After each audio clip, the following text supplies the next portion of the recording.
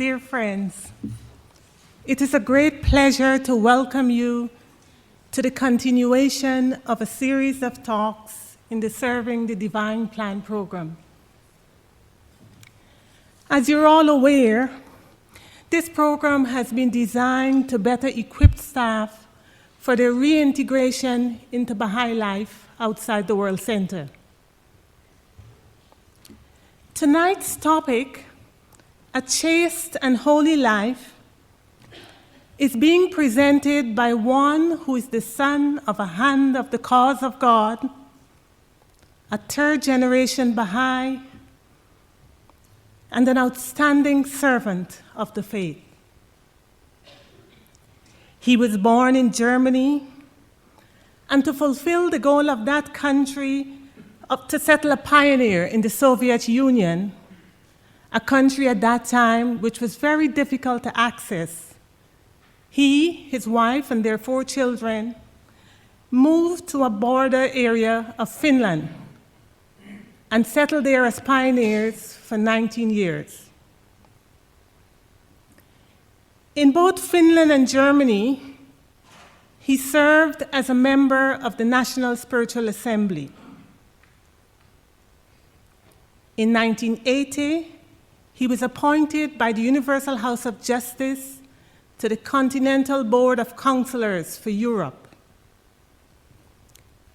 In 1988, he was appointed by the House of Justice as a counselor of the International Teaching Center and was reappointed to this institution in 1993 and again in 1998, serving as its member for a total of 15 years.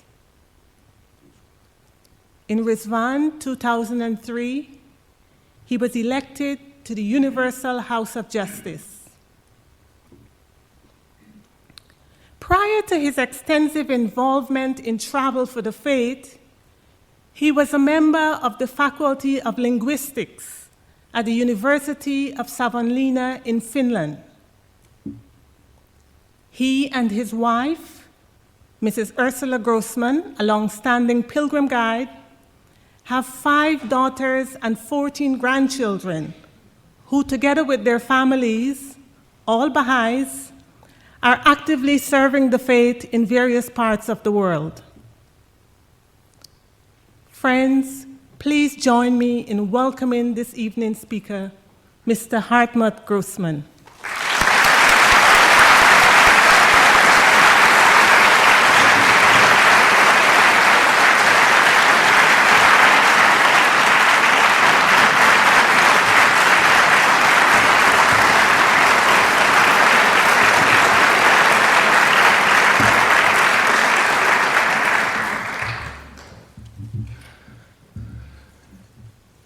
Friends, it is a great pleasure to see you all, because Tuesdays, when I'm in here, it is not as crowded as now.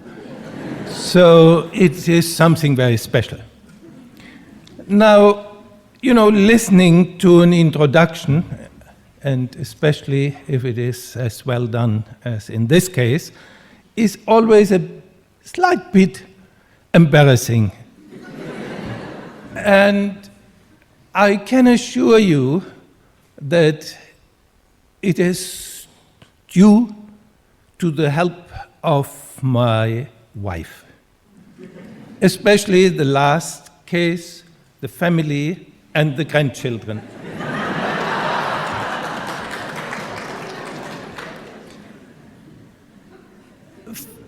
Friends, as mentioned in the beginning by Delise, this evening and the subject, A Chaste and Holy Life, is to be part of this program serving the divine plan. And my intention is to show to you that this chaste and holy life is fundamental to the divine plan. This what is intended to establish unity of mankind, universal peace, the divine plan for this mankind the world order of Baha'u'llah cannot be done without a chaste and holy life. I tried to show you elements during this evening that kind of outline this basic for everything in the faith.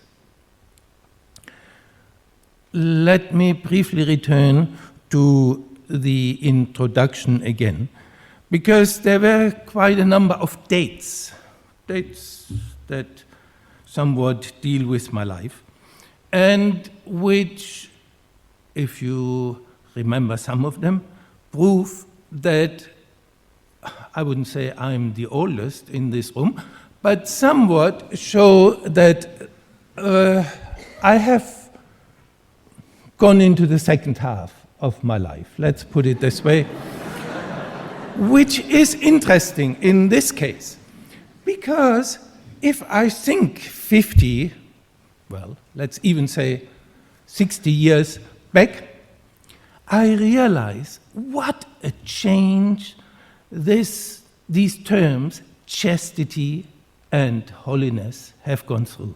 It's amazing. You know, if I think back when I was young, what chastity meant, yeah, at least in this part where I come from, that is Europe, Germany.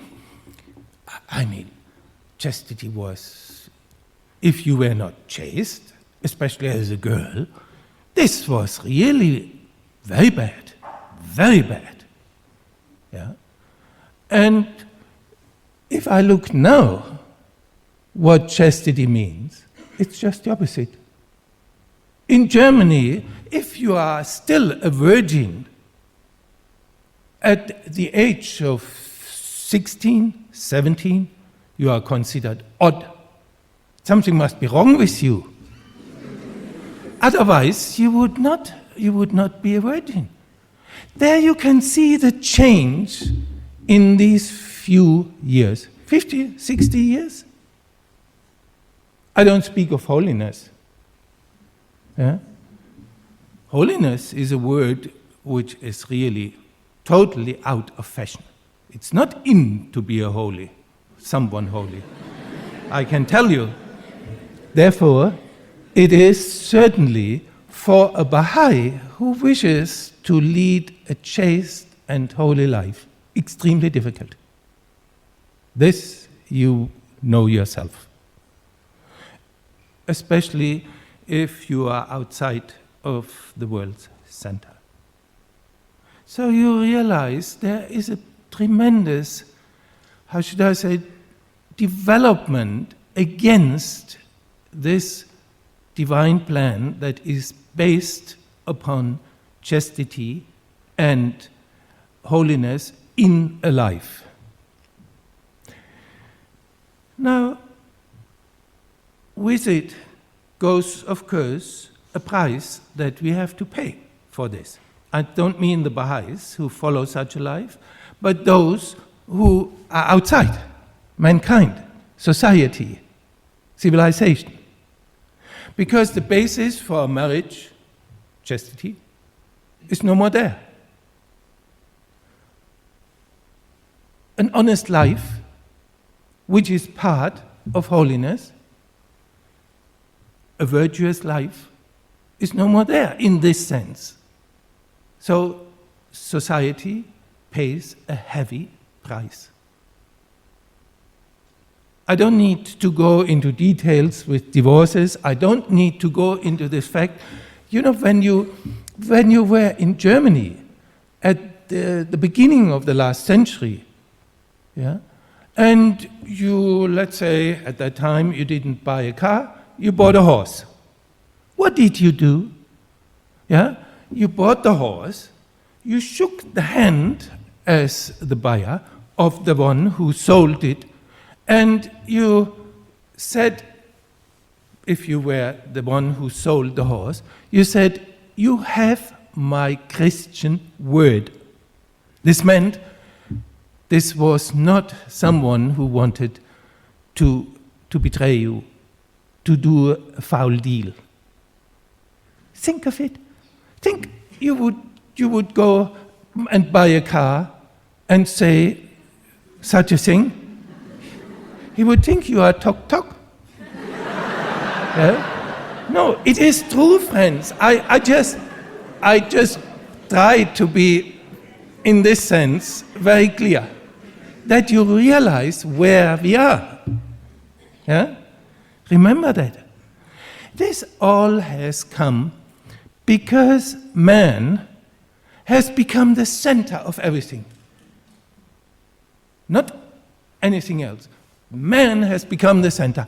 And so each one of us, you are accepted, but all the others out there, they think they are the ones to demand. The world has to serve them. You have your right in sexuality or whatever it is.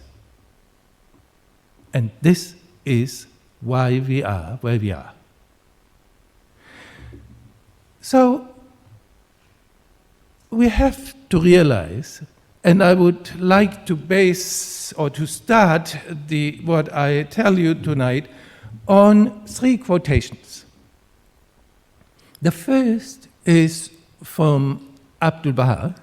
You find this in Some Answered Questions, where he explains to us that Baha'u'llah has come so to educate us, so to educate, as he says, the human reality, that it may again become the center of divine appearance.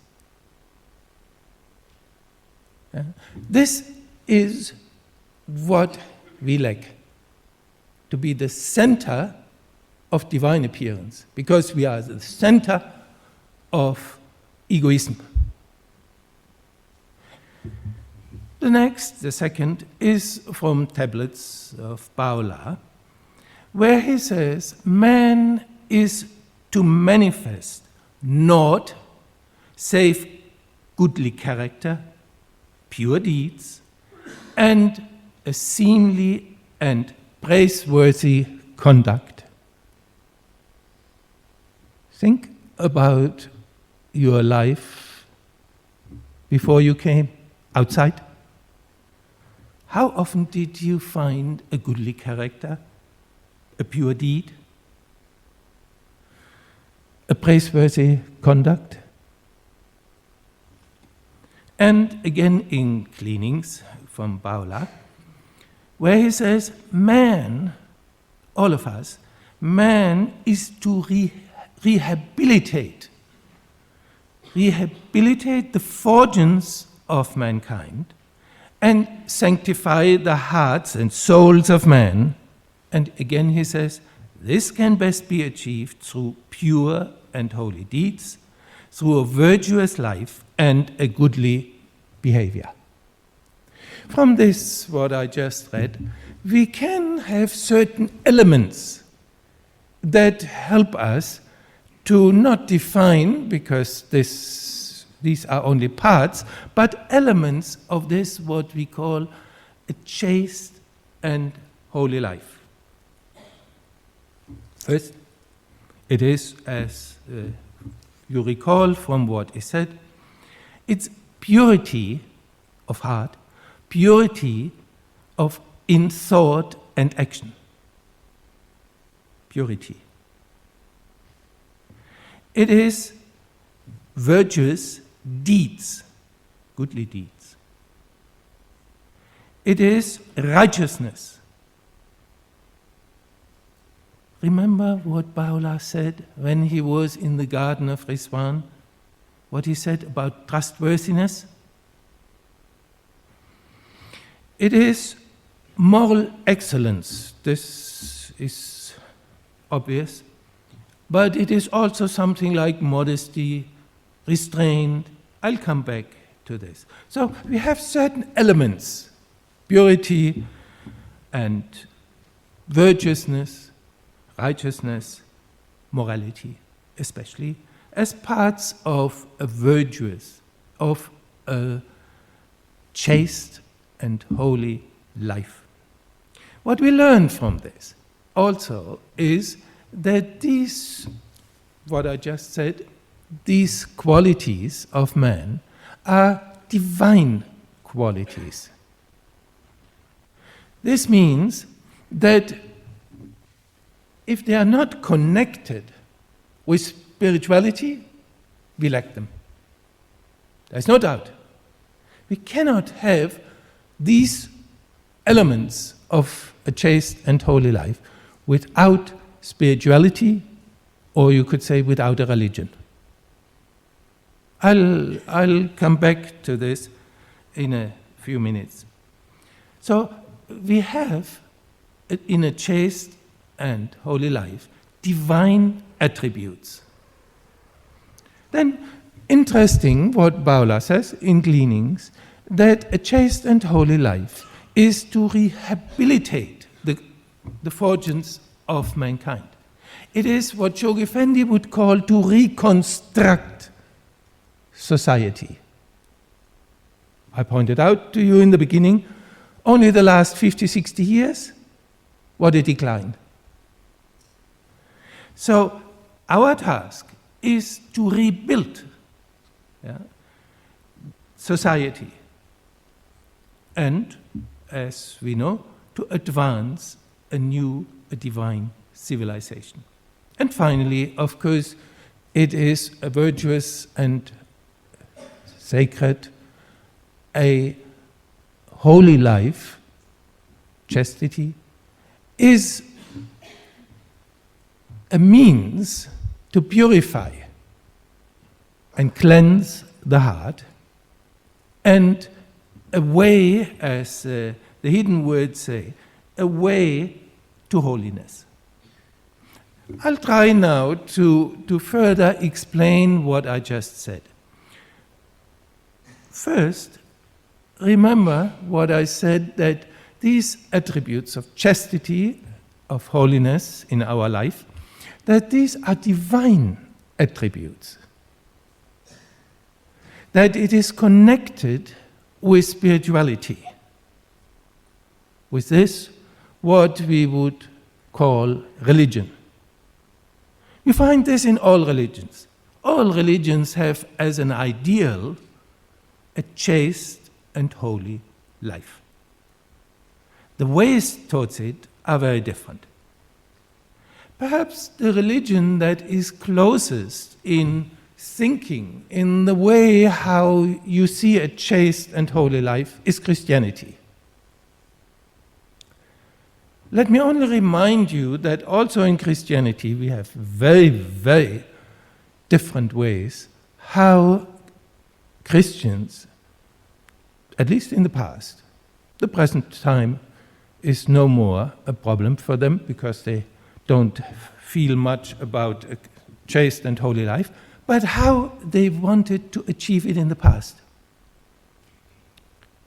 Let me remind you that under the influence of Islam, but in the Middle Ages, around the 13th century, we find in Christianity especially an attempt to show what a holy life is. I don't want to speak of chastity, but a holy life. So you find around 1200, for example, in Syria, a holy man who developed a whole order, a school. They were called the stalactites. What did these people do? They had somewhere in the middle of nowhere, they had a pillar erected, put a platform on top, and sat up there. So they felt they were, because they were a little higher than others, close to God. Perhaps you cannot deny that.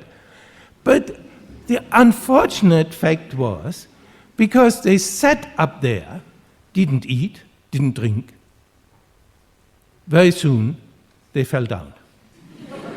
So this was the way how they felt to lead a holy life.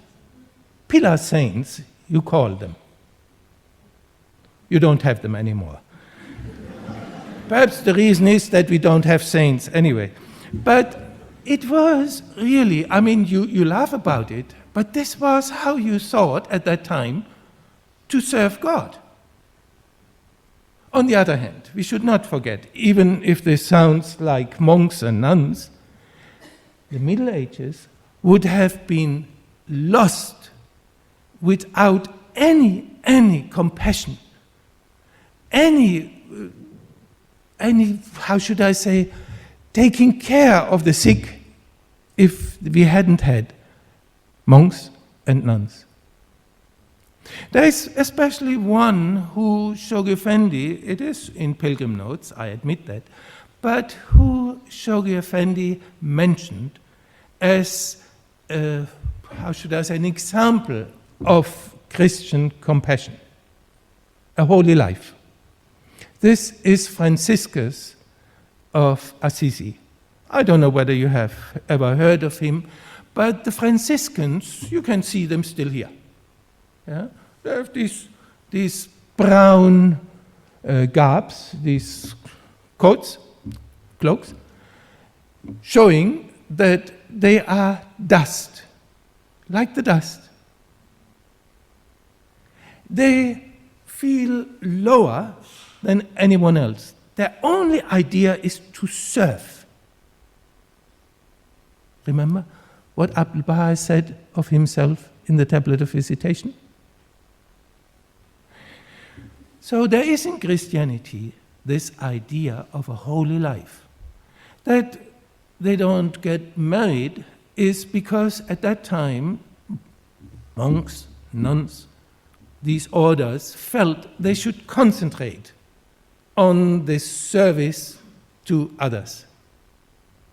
Yeah? This was the reason. So the idea of a chaste and holy life in Christianity is close to ours, especially in such a person like Franciscus of Assisi. By the way, he is considered by Catholics as the one who came closest to Christ in this respect of a chaste and holy life. It's worthwhile to read about him. You would be impressed by what this man did. So this is Christianity. It is somewhat close to what a Baha'i should do. Because we as Baha'is we are not allowed to sit on a pillar. Yeah? We have to serve in society, in daily life. There we have to prove by chastity and holiness that we are Baha'is. But actively, we cannot recede. True is that Paula says, this, what we do, leading a chaste and holy life, by this we prepare ourselves, and this is our reward, for a life in the next world. This is a fact. Now, I would like now to give you a few aspects of chastity and holiness in a life by quoting from the writings. Not extensively, this would make it too difficult for the translators, but some, and explain what the faith says about the subject of a chaste and holy life. First of all, Paula says, I'm sure you remember this, it's in the Epistle of the Son of the Wolf, wings that are besmirched with mire can never soar. Wings that are besmirched with mire can never soar. Mire, or you could also say clay or whatever, dirt on the wings obviously hinder you from flying. Abdul Baha in tablets, when he spoke in United States, he referred to this. And he said, such a bird who is besmirched with mire on the wings, the utmost he can do is, as he says, hobble along. And he can do this indefinitely, but he will never ever fly. So, a life without chastity and holiness is never, never ever to soar. Is never really to develop for the purpose man was created for. It is obvious. I mean, if you think of what it means, we were created from clay, that's true. But it is nature that we have to overcome. Otherwise, we are constantly struggling with something. It's the struggling of the survival of the fittest. It is, as you may call, it is ignorance, because ignorance, according to Baha'u'llah, is part of being too close to nature and not to the spirit.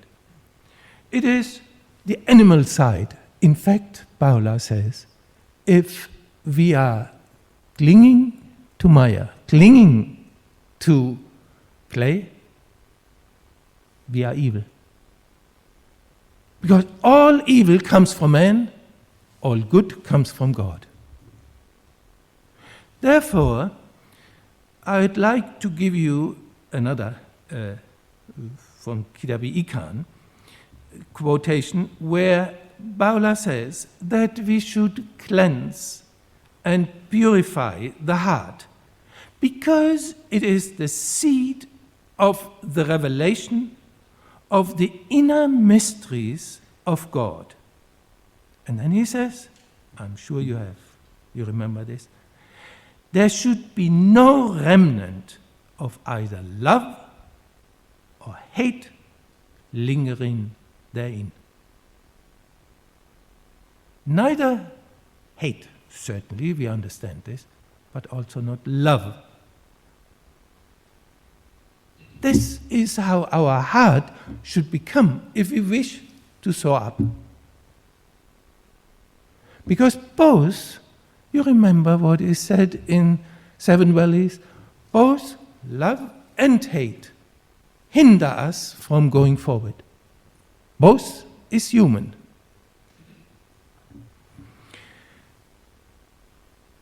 For this reason, our heart must be cleansed.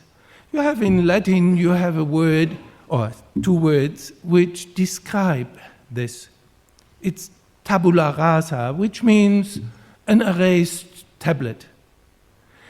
In Catholicism especially, you use this to describe the situation of a newborn child.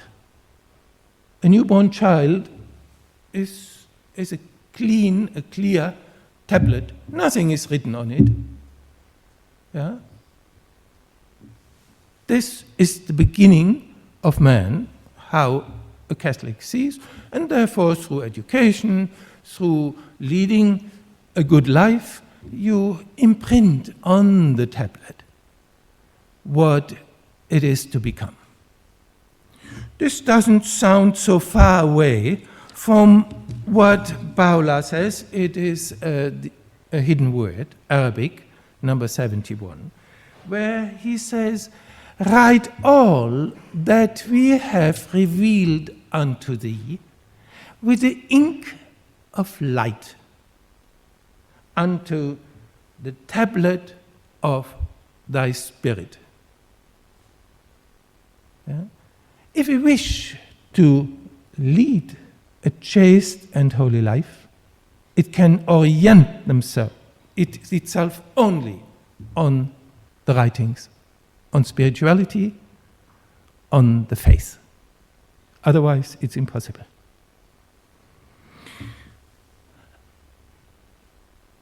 Abdul Baha to quote him, speaks of a chaste and holy life being like a channel through which sweet water flows.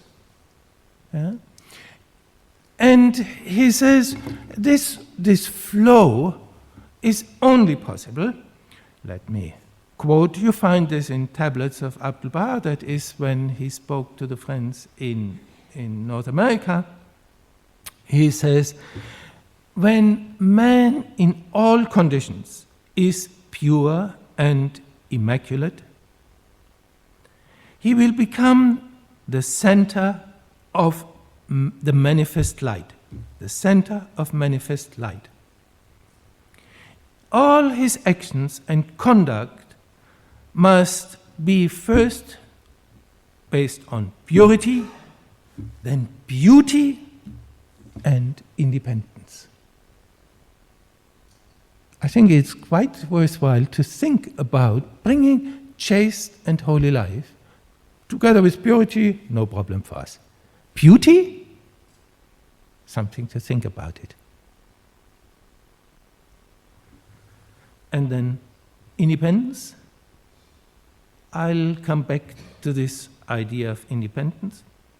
And then he says, then the channel is cleansed through which that it can be filled with sweet water.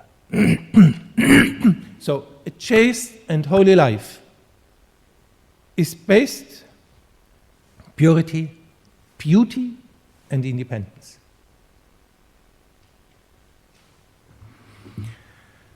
In selection of the writings of Abdul Baha, again, he says, the people of God, both outwardly and inwardly, shall prove superior to the rest. How? Because of their purity, immaculacy, refinement, and the preservation of health. It is certainly not only spiritual health, it's also physical health. This, Abdul Baha says, leads to their freedom of enslavement and increases their knowledge. Because self-control, as he says, is first among those who are pure, free, and wise. So, freedom from enslavement. I guess you can see this. If you are not subject to natural inclinations, but you control them, you have this self-control, obviously you gain a kind of freedom. Yeah? Knowledge is because you are conscious of what you do. Conscious knowledge. It is that you are free. This is what Abdul Baha again and again told the North Americans. You are from the free, but you should be free in this sense as well. Lead a chaste and holy life. This is, of course, as you remember, this is for the people of God, not the rest. And then, if we approve to this, we are superior. Because we are not slaves, we are free. Let me now come to Shoghi Effendi. Shoghi Effendi spoke quite often about this, that we should lead a chaste and holy life. By the way, you find this in all the writings, whether it's the Bab, Baha'u'llah, Abdul Baha, and certainly Shoghi Effendi. You find this chaste and holy life connected, linked, quite often.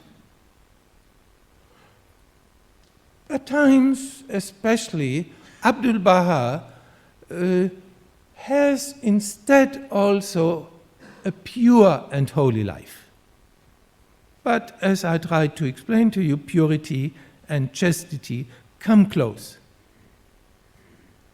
in our thinking. So if you look into the writings, you will find that again and again, these purity, chastity, and holiness are connected in the idea of a life of the people of God, of a Baha'i.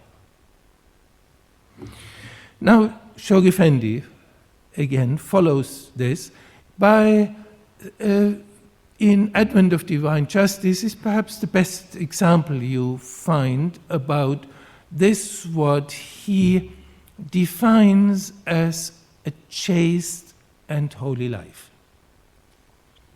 It is in this edition which we usually use, it is especially pages 29 to 33.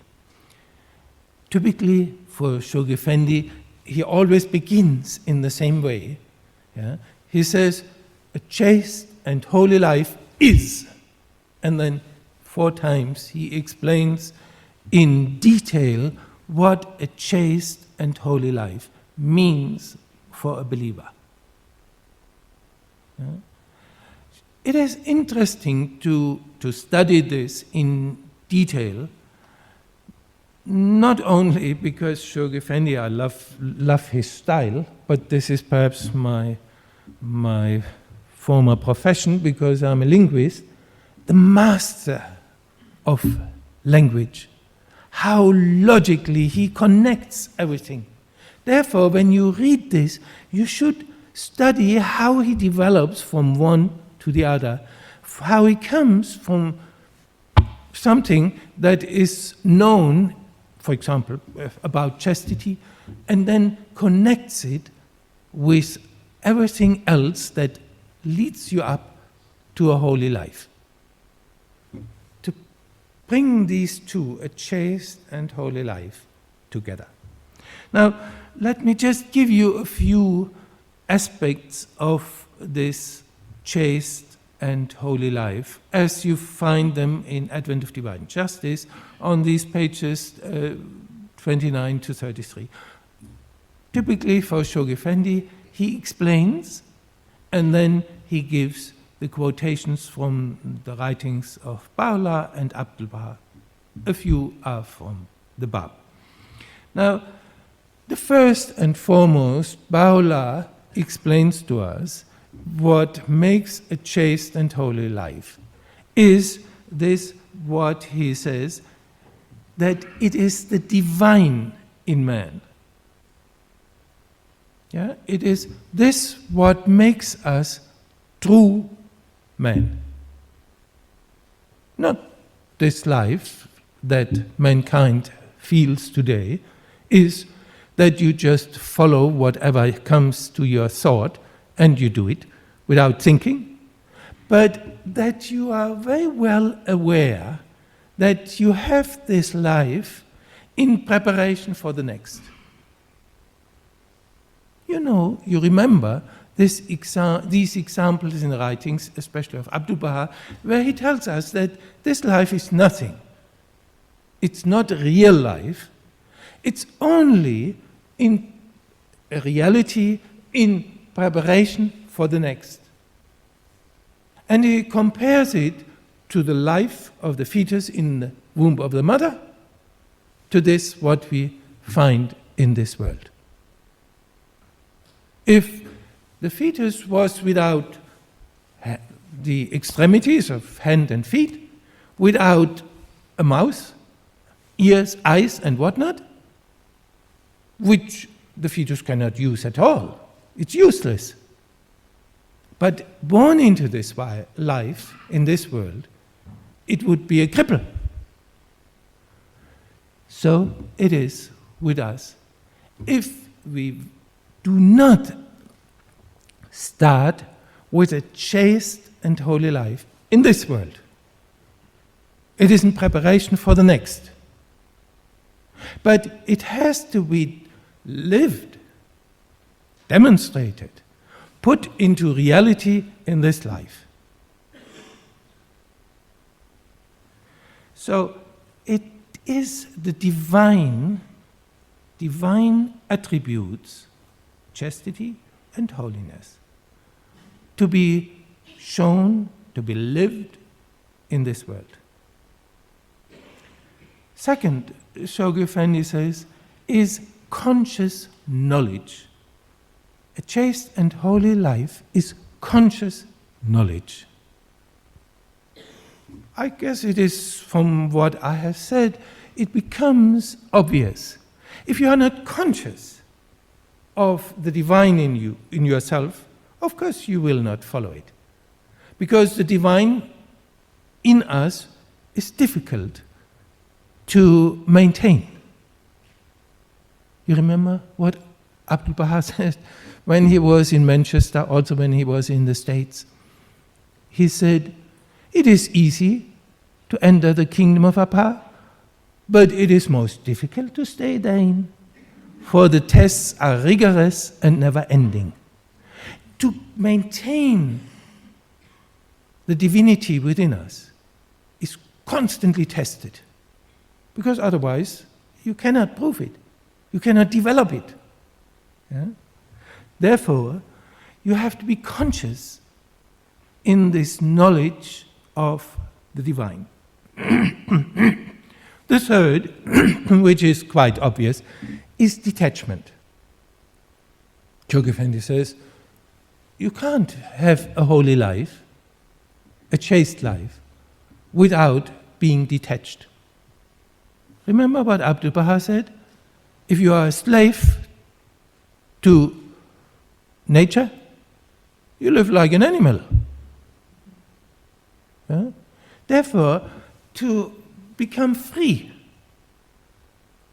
you have to detach yourself from things that pertain to nature. Baha'u'llah would even go so far to say from evil, because everything in nature, not in itself, don't misunderstand me, nature in itself cannot be evil, but it is man who misuses it and makes it evil. This is enslavement. This is not conscious knowledge and certainly not detachment. Next is, again, Shoghi Effendi, that he says in Advent of Divine Justice, that he says it is chaste and holy life, is freedom. Yeah? It is that you are achieving something for your life which helps you to overcome. Let me come back to explain this with the example that Abdul Baha says, a test is only a test to us, and they can be rigorous, I quoted to you, but a test is only a test to us if we think it is a test. Yeah? If we feel that we are taken down, not up, because the purpose of a test in the faith is to bring you forward, to develop yourself. If you think this is a burden, certainly you cannot pass the test. Yeah? Abdul Baha says a test is only a test if we are not willing to pass it, to overcome it. Yeah? So we have this freedom that we can overcome all this, what keeps us back, what keeps us not detached, what is ignorance, what is not divine in us. Shoghi Effendi further says, a chaste and holy life means strength. He says physical and spiritual. Strength. Why? Because he defines it is an endowment with life. We realize what a life in this way of leading the real life, a divine life, of not clinging to the maya and clay, of what it means to be free, overcome a test. What this means is that we gain strength. Because a test is nothing else but to strengthen us. So this is what Shoghi Effendi says is necessary, that in a chaste and holy life, we are constantly prodded, we are constantly tested to become strong. A word Shoghi Effendi loves to use, which is so important for us, is discipline. He says you cannot have a chaste and holy life without discipline. I mentioned before, I quoted from a selection of the writings of Abdul Baha where he speaks of self-control, discipline.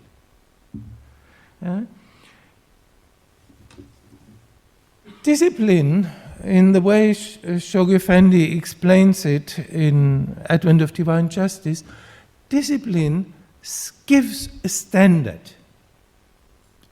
He says, if you are in a chaste and holy life, you are disciplined, you gain a standard in life. You wouldn't go to extremes, but you would know what makes your life a true life. Divinely inspired, detached, free. That's the life of one who is disciplined. It sets a standard. At the same time, Shoghi Effendi says, if we are not disciplined, then it becomes bigotry. And he says, everyone is in a danger of showing bigotry. Think of fundamentalism, where society around us is, because they are not disciplined. Therefore, we have all these signs of falling into these fundamentalistic ideas. Shoghi Effendi says it is moderation. Obviously, this is not so difficult to realize. A chaste and holy life without moderation is not possible. However, he says it is a chaste and holy life should be based on moderation because it is a control. It allows you to enjoy the beauties of life. You remember what Abdul Baha said? It's beauty. But life is beauty. Yeah? But it is beauty within a certain controlled form. If you are only seeing beauty in nature, you love nature, but then you get lost. Nature is beautiful because of man. We can enjoy it, but it cannot dominate us. Everything that is not controlled, that is not in moderation, is going beyond what a chaste and holy life means. Now, another that Shoghi Effendi says, what a chaste and holy life is, and perhaps you would not necessarily expect it, is that he says a chaste and holy life means order. He says no enterprise in the faith, no plan in the faith is possible without a chaste and holy life. Let me explain this to you briefly. We have assemblies. We call them spiritual assemblies. Local spiritual assemblies, national spiritual assemblies. You know why? One explanation, according to Shoghi Effendi, is spirit means progress, development. These institutions are for our development. Remember what Abdu'l-Baha said when he was in Paris? He said, progress is the expression of spirit in the world of matter. Wherever you see progress, there is spirituality.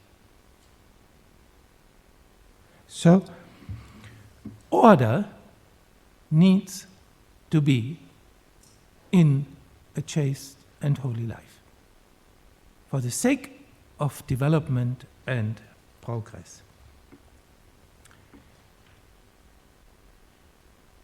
There are two more I would like to take from these definitions, so to speak, of Shoghi Effendi of a chaste and holy life. One is this, the second last is as what he calls an uncompromising attitude. This was 1954. Shoghi Effendi wrote a message to the youth that was assembled at a meeting in Llewellyn. And there he speaks of their task, their role in society, and he says that we, Baha'is, should feel with those around us. But he says, you never can lower yourself to their standard. You always have to force them up to our standards, uncompromisingly. If you see a drug addict, can you take a drug? To understand him? No. Because the standard you have yourself in a chaste and holy life. Therefore, you don't need to lower yourself to his state. But you have to force him up, show him what a chaste and holy life is. No compromise. And the last, of course, is cleanliness. This is obvious. We cannot lead a chaste and holy life without cleanliness. It is not only what I mentioned before, what Baha'u'llah says, what all the writings say, what is again and again before us, that we have to cleanse our heart. Yeah? It means cleanliness not only inwardly, but also outwardly. I realized this when I came into this country. Coming from Finland, so nice and cold, in summer, beautiful. Yeah? Now you come here, and as a member of an institution, of course, I had always to wear my tie. Yeah? So I was waiting at the bus station, and a Jewish lady came up and said, one thing I admire about you Baha'is. She knew immediately because of my tie, I was a Baha'i. Yeah? So I have also to show moderation here. Certain subjects are out, like let's say something from the beach. This is not a tie I could wear. But she knew immediately. She said, I admire you people because you always show what the ideals of your life are. Not that I want to say I lead a chaste and holy life, but others see in us the cleanliness inwardly, reflected outwardly. So these, friends, were some of the elements I wanted to give you. It's impossible to give you really a clear definition, exhausting definition of what a chaste and holy life is. But it is this what will make us victorious in the divine plan. Let me close with a short word from Baha'u'llah in Tablets, Shoghi Hikmat, where he says, "Let your eyes be chaste, your hand faithful, your tongue truthful, and your heart enlightened." Thank you, friends.